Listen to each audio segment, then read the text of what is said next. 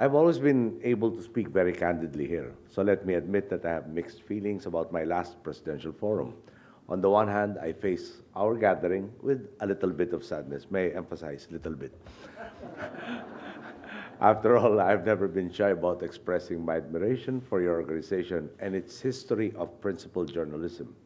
During martial law, when the dictatorship sought to suppress information and took over local media, the members of your organization stood up to the dictator and paid the price for it continuously. FOCAP became guardians of the truth during a dangerous time, and I will neither forget nor fail to pay tribute to this.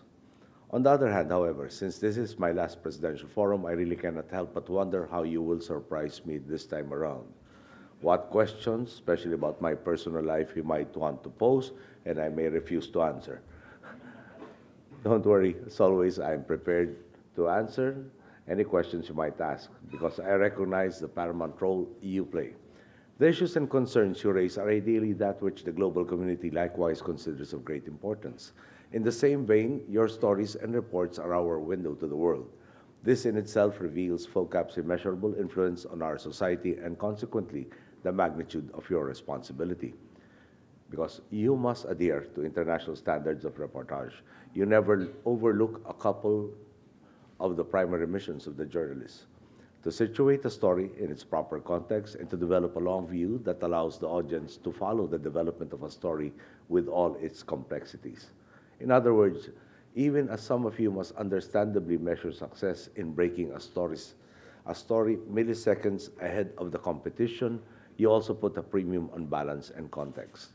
How I wish all media would do the same. Let me give you an example. Early in my term, I had an occasion to talk at a gathering of the most senior men and women in local media. During our meeting, I submitted what I felt was logical and diplomatic, a logical and diplomatic request. Could we come back to the idea of balanced use? By this, I mean that news should be reported as is, where is, and that if there are negative stories, then would it be too bad to have some positive stories as well? Let me emphasize that I never asked that media refrain from reporting negative news. All I asked was for a reasonable balance. To that, I remember one of the local media personalities replying something like, "We are a business, it's not our job to trumpet the positive." I was truly taken aback by her response. I'm not sure now if I asked, "Are we not all Filipinos? Does this mean that you are not concerned about what happens to our country?" Today, I also believe that there is enough reason to ask, do we just take it as gospel truth that bad news sells? I don't think I'm the only one who cannot understand why we insist in bringing ourselves down, why we are so intent on self-flagellation, as some have put it. I wonder what any country would gain if all media did was milk a tragedy for all it's worth and ignore any positive developments related even to it. Recently, the Philippines had to overcome the challenge of Typhoon Lando, which made landfall in Casiguran, Aurora last October 18, a Sunday.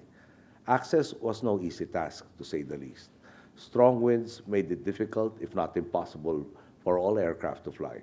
Traveling by boat meant rough seas and a long journey. Fallen infrastructure, flooding and mudslides blocked roads, and some towns were completely cut off. Even with all this, Filipinos from both the public and the private sectors moved heaven and earth to ensure that relief arrived in a timely manner. Lando made landfall on Sunday. I'm told that by Monday night, relief goods had been transported to Casiguran, which earlier was reported as being isolated. So many people sacrificed and exerted so much effort to minimize the deprivation of affected communities. I am sure they would have appreciated the recognition of their efforts.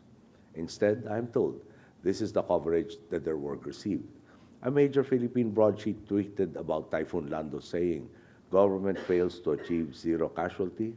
The NDRRMC says 33-year-old man died after being hit by a fallen tree in Quezon City. A local reporter from another media outlet also tweeted that relief goods had arrived in Casiguran, but these goods had not yet been distributed.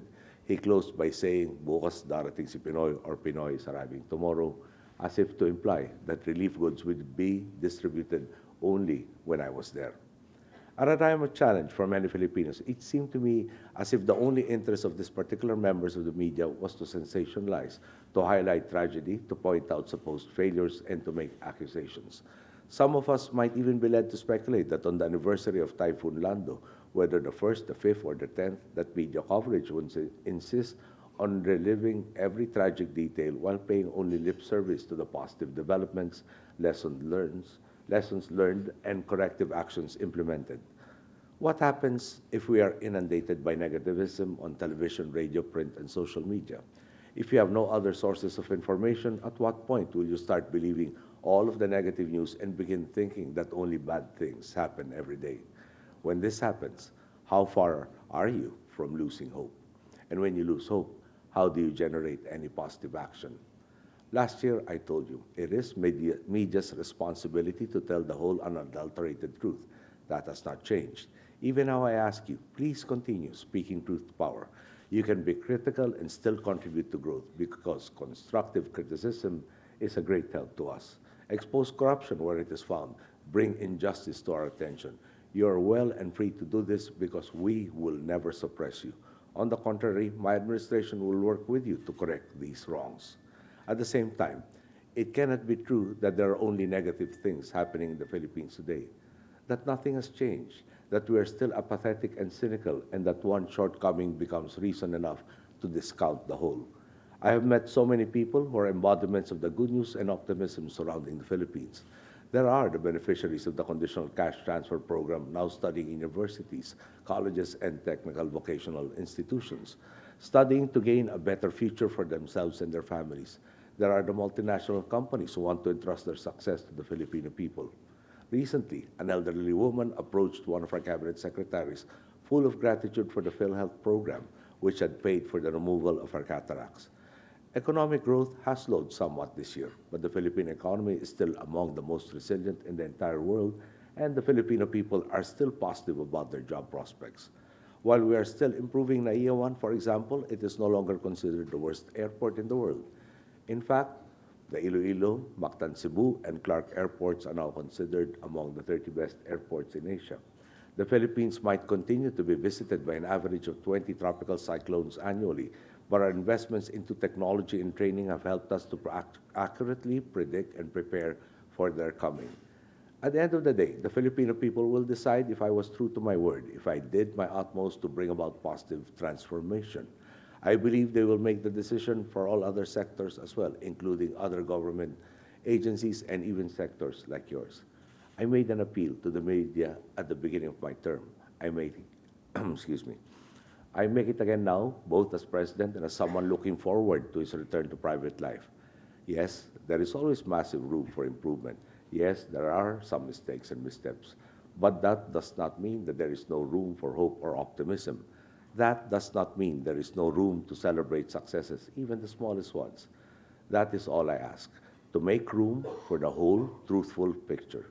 That is the way in which you can fulfill your responsibility to society to help spur growth and progress. I thank you, and I understand there are a couple of questions you want to ask, and I'm now ready for them.